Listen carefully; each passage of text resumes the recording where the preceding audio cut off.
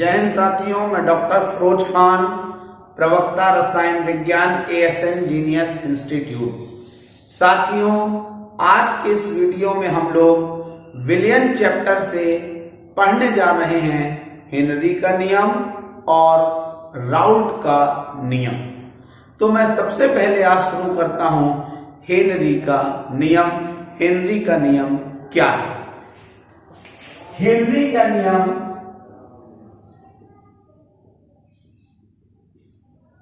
इसके बारे में मैं आपको बताता हूं कि किसी गैस द्वारा द्रव की सतह पर डाला गया दाब गैस के मोल प्रभाज के समानुपाती होता है। किसी गैस द्वारा द्रव की सतह पर डाला गया दाब गैस के मोल प्रभाज के समानुपाती होता है।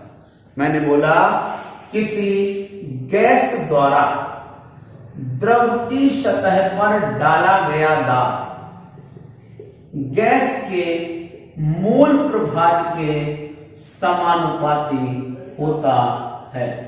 तो किसी गैस द्वारा द्रव की सतह पर डाला गया दाब गैस के मोल प्रभाज के समानुपाती होता है। माना कि गैस द्वारा द्रव की सतह पर डाला गया दाब P है। हमने मान लिया कि गैस द्वारा द्रव की सतह पर डाला गया दाब जो है वो P है और जो गैस का मोल प्रभाज है वो X है।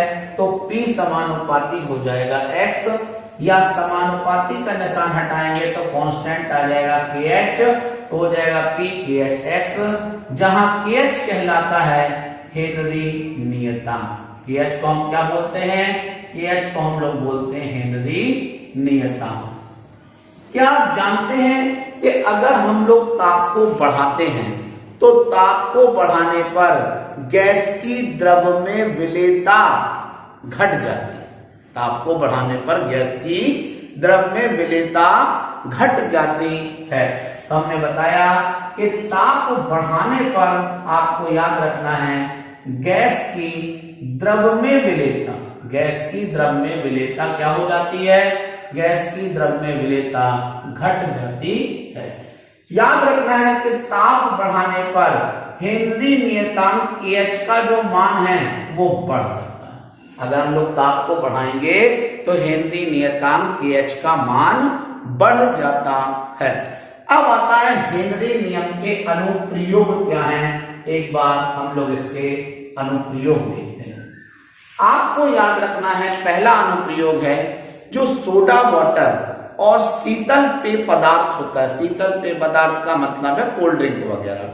सोडा वाटर और शीतल पेय पदार्थ में CO2 की विलेयता को बढ़ाने के लिए इन बोतलों को उच्च दाब पर सील कर दिया जाता है, बंद कर दिया जाता है।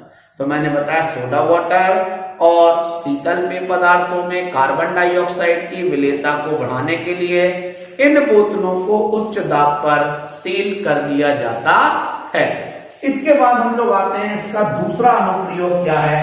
दूसरा अनुप्रयोग है कि जब समुद्री गोताखोर समुद्र के अंदर जाते हैं तो वो सांस लेने के लिए जिस वायु का प्रयोग करते हैं उस वायु में ऑक्सीजन और नाइट्रोजन उपस्थित होती है। चूंकि आपको मालूम है समुद्र के अंदर पानी का दाब बहुत ज्यादा होता है।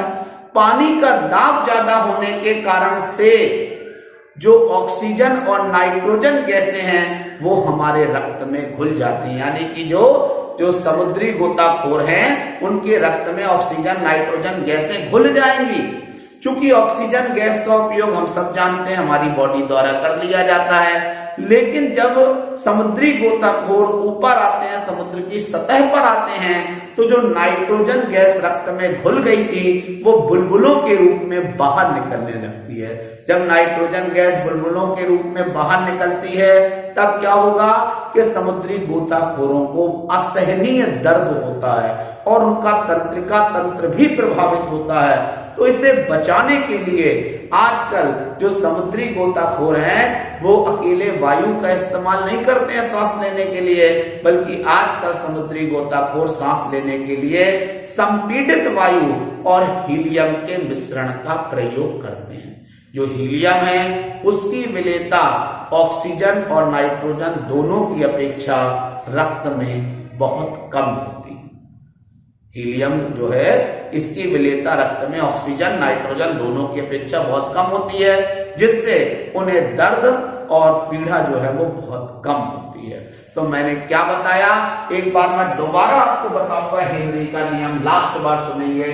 हमने बताया हेनरी का नियम क्या है कि किसी गैस द्वारा द्रव की सतह पर डाला गया दाब गैस के मोल प्रभाज के समानुपाती होता है।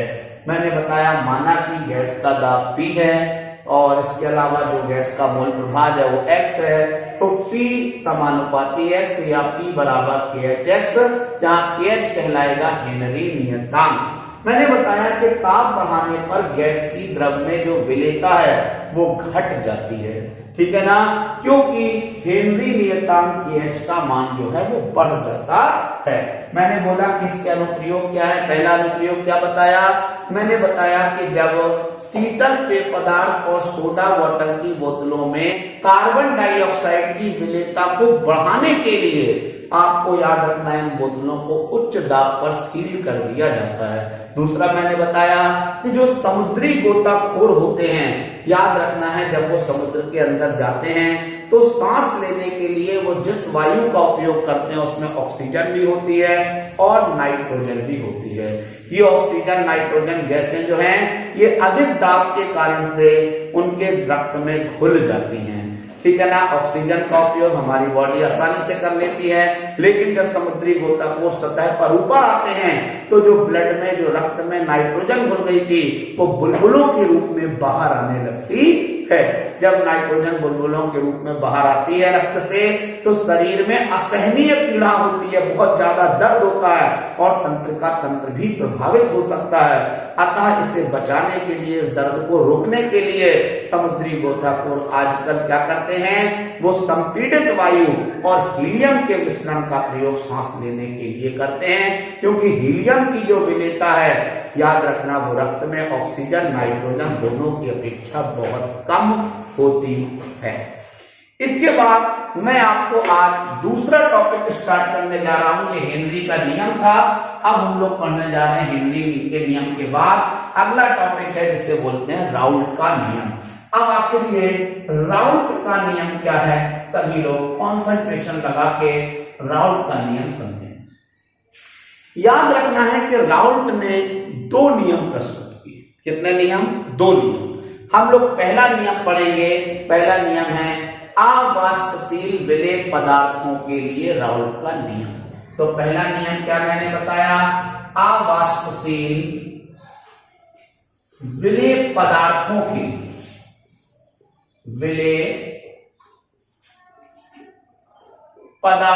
के लिए राउल्ट का नियम। तो ये नियम है अवाष्पशील विलेय पदार्थों के लिए राउल्ट का नियम। अब मैं आपको बताता हूं अवाष्पशील विलेय पदार्थों के लिए राउल्ट का नियम क्या है। पूरा कंसंट्रेशन लगाएंगे। हम लोग लिख रहे हैं इसके बारे में कि स्थिर ताप पर, ताप यहां स्थिर रख सकते हैं, स्थिर ताप पर किसी विलयन के वाष्प दाब में आपेक्षिक अवनमन, किसी विलयन के वाष्प दाब में आपेक्षिक अवनमन, जो अवनमन है वो अपेक्षित है, आपेक्षिक अवनमन विलेय के मोल प्रभाज के बराबर है, विलेय के मोल प्रभाज के बराबर होता है। मैंने बोला स्थिर ताप पर किसी विलयन के वाष्प दाब में आपेक्षिक अवनमन विलेय के मोल प्रभाज के बराबर होता है। मैंने बोला कि स्थिर ताप पर किसी विलयन के वाष्प दाब में आपेक्षिक अवनमन विलय के मोल प्रभाजक के बराबर होता है।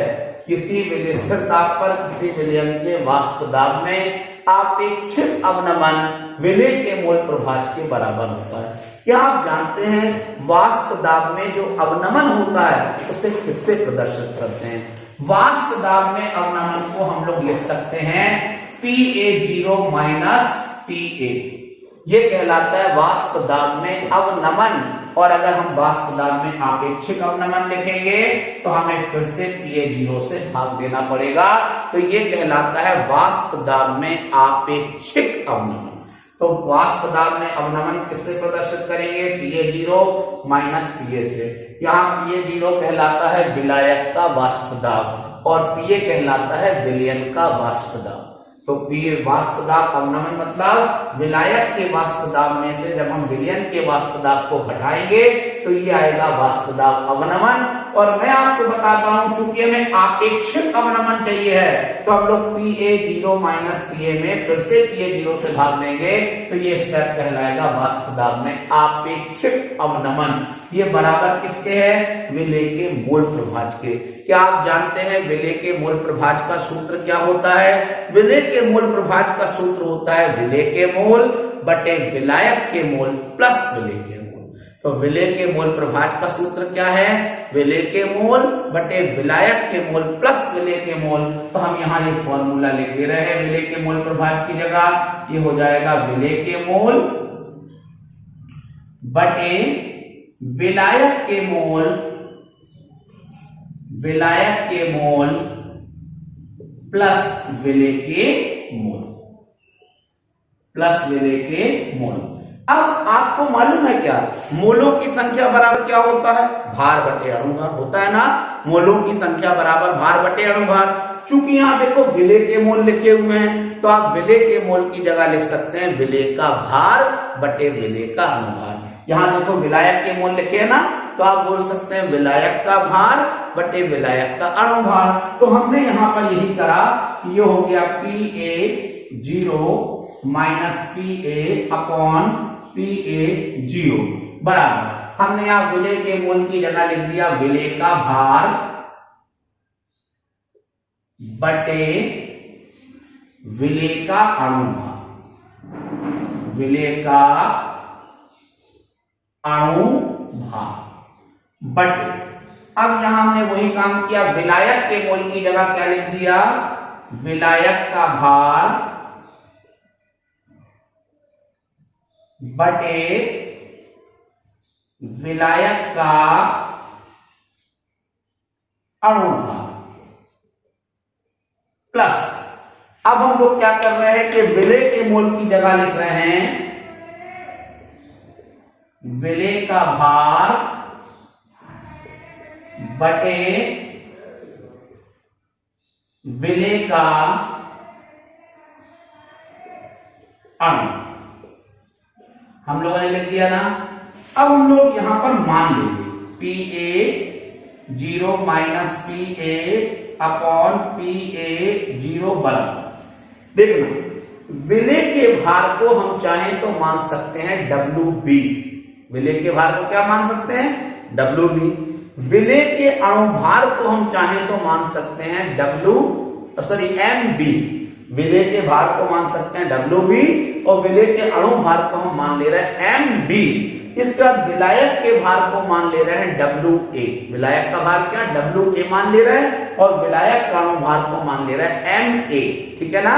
तो हम लोग यहां पर लिख दे रहे हैं विलय के भार को हम लोग मान ले रहे हैं WB, तो ये लिखा WB अपॉन विलय के अणुभार को मान ले रहे हैं MB, तो ये लिख दिया हमने MB बटे फिर विलायक के भार को मान लिया हमने WA, ये लिखा अपॉन विलायक के अणुभार को हम मान ले रहे हैं MA, हमने ये लिखा प्लस विलय के भार को हम मान ले रहे हैं WB अपॉन विलय के अणुभार को मान ले रहे हैं MB। सुनो बेटा, यदि विलयन बहुत पतला हो, बहुत तनु हो, बहुत ज्यादा पतला हो, यदि विलयन बहुत ज्यादा पतला है, बहुत तनु है, तो इसका मतलब जानते हो क्या होता है? विलयन तनु होने का मतलब है कि विलायक में विलय पदार्थ बहुत कम मात्रा में होता है। जब किसी विलायक में विलेय पदार्थ बहुत कम मात्रा में होगा तब समझ जाना कि विलयन कैसा है, पतला। तो आपको याद रखना है कि अगर विलायक में विलेय पदार्थ बहुत कम मात्रा में है, मतलब विलयन तनु है, तो आप विलायक की तुलना में विलेय को छोड़ सकते हो, नगण्य कर सकते हो। तो हम यहाँ चलिए, स्पेस कम है तो मैं यही बताता हूं। तो हमने क्या करा, जो विलायक है वो है WA/MA, ये विलायक है और ये बहुत ज्यादा है किसकी तुलना में, विलेय की तुलना में। विलेय क्या है, WB/MB। तो चूंकि विलायक की तुलना में विलेय पदार्थ बहुत कम है, इसलिए हम लोग इस वाले विलेय पदार्थ को चाहे तो छोड़ सकते हैं लेफ्ट करने से। तो यहां पर क्या आ जाएगा, ये आ जाएगा P0A माइनस PA अपॉन, ये हो जाएगा PA0 बराबर WB अपॉन MB अपॉन में आ जाएगा WA अपॉन MA। आप देख सकते हैं हमने यहां पर विलायक की तुलना में विलेय को नगण्य मान के छोड़ दिया, विलायक की तुलना में विलेय को नगण्य माना छोड़ दिया। और अब अपन लोग देखेंगे स्टेप चेंज होगा, ये आ जाएगा PA0 minus PA upon PA0 बराबर, ये हो जाएगा क्या, ये हो जाएगा, आपको मालूम होना चाहिए चेंज होके, WB into MA upon MB into WA। इस इक्वेशन को बोलेंगे हम लोग राउल्ट के नियम का गणितीय रूप, mathematical forms of the Raoult law. तो ये राउल्ट के नियम का गणितीय रूप है। इस रूप की सहायता से हम लोग बहुत सारे न्यूमेरिकल क्वेश्चन इजीली सॉल्व कर सकते हैं। और मैं एक बार फिर से लास्ट बार राउल्ट का नियम आपको फिर एक्सप्लेन कर रहा हूं। मैंने बताया कि वैज्ञानिक राउल्ट ने 2 नियम प्रस्तुत किए। इसमें से पहला नियम है अवाष्पशील विलेय पदार्थों के लिए राउल्ट का नियम। अवाष्पशील विलेय पदार्थ के लिए राउल्ट का नियम क्या बताया, नियम सुने कॉन्सेंट्रेशन से, कि स्थिर ताप पर किसी विलयन के वाष्प दाब में अपेक्षित अवनमन विलेय के मोल प्रभाज के बराबर होता है। स्थिर ताप पर किसी विलयन के वाष्प दाब में अपेक्षित अवनमन विलेय के मोल प्रभाज के, आप देख सकते हैं, देखिए जरा, बराबर होता है। मैंने बताया जो वाष्प दाब में अवनमन है उसे किससे प्रदर्शित करते हैं, वाष्प दाब में अवनमन को प्रदर्शित करते हैं PA0 माइनस PA से। ये स्टेप कहलाता है वाष्प दाब में अवनमन। लेकिन अगर हमें वाष्प दाब में आपेक्षिक अवनमन चाहिए है तो PA0 माइनस PA में हम फिर से PA0 से भाग देंगे, तो अब ये पूरा स्टेप क्या कहलाने लगेगा, ये कहलाने लगेगा वाष्प दाब में आपेक्षिक अवनमन कहलाएगा। और आपको मालूम है ये किसके बराबर है, विलेय के मोल प्रभाज के। विलेय के मोल प्रभाज का सूत्र क्या होता है, विलेय के मोल बटे विलायक के मोल प्लस विलेय के मोल।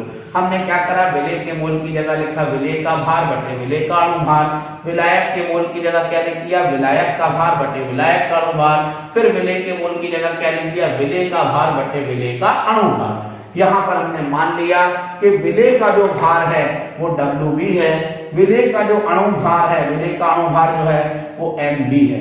इसी तरीके से विलायक का भार हमने मान लिया WA है, विलायक का अणुभार हमने मान लिया MA है, विलेय का भार जो हमने माना है वो WB है, विलेय का जो अणुभार माना वो MB है। हमने क्या करा, हमने माना कि अगर विलयन बहुत तनु है, बहुत पतला है, तो हम क्या कर सकते हैं, विलायक की तुलना में विलेय को छोड़ सकते हैं। तो हमने इस विलायक की तुलना में विलेय पदार्थ को छोड़ दिया। तो हमने जब विलायक की तुलना में विलेय पदार्थ को छोड़ दिया तो अब क्या बचा, PA0 minus PA upon PA0 बराबर, यहाँ पर तो ऊपर तो यही रहेगा WB अपॉन MB, लेकिन नीचे वाले पक्ष में विलायक से तुलना करके हमने देखो इस विलेय पदार्थ को छोड़ दिया है, तो ये बचा केवल WA अपॉन MA। तो ये चेंज होगा, तो PA0 minus PA upon PA0 बराबर WB into MA upon MB into WA। ये कहलाएगा राउल्ट के नियम का गणितीय रूप। एक बात और बच्चों की, कई बार बेटा लोग ये पूछते हैं कि ये बताओ, जब हमने विलायक की तुलना में विलय को छोड़ा है तो आखिर हमने नीचे वाले विलय को क्यों छोड़ा, ऊपर वाले विलय को क्यों नहीं छोड़ा यहाँ पर? तो मैं कारण बता दूं, किसी भी चीज को छोड़ने के लिए तुलना की जरूरत पड़ती है। देखो, नीचे वाले पक्ष में तुलना के लिए विलायक था, तो विलायक की तुलना में हमने इसे नगण्य माना है, लेकिन ऊपर वाले पक्ष में देखिए कोई तुलना के लिए नहीं है, इसलिए उसको हम लोग नगण्य नहीं कर सकते हैं। आपको ये वीडियो हमारा आज का कैसा लगा, आप लोग कमेंट बॉक्स में आकर कमेंट जरूर करें, इस वीडियो को लाइक करें, इसे सब्सक्राइब जरूर करें और इसे पूरे सभी स्टूडेंट्स में, अपने क्षेत्र के अपने फ्रेंड्स और दूर दूर भी बुंदेलखंड यूपी में जो भी स्टूडेंट्स हैं उन तक इस चैनल को ज्यादा से ज्यादा शेयर करें। क्योंकि आप मानिए, इस लॉकडाउन पीरियड में जो केमिस्ट्री लोगों को बोझ लगती है, जो केमिस्ट्री लोगों को अनइंटरेस्टिंग लगती है, अगर वो इसे हॉरिजेंटल मोबाइल की हॉरिजेंटल पोजीशन में अगर वो ये साइलेंट रूम में बैठ के देखेंगे तो उन्हें मजा आएगा, केमिस्ट्री में इंटरेस्ट आएगा, आनंद आएगा। इन्हीं शुभकामनाओं के साथ मैं आज की अपनी इस क्लास को स्टॉप करता हूं। जय हिंद, जय भारत।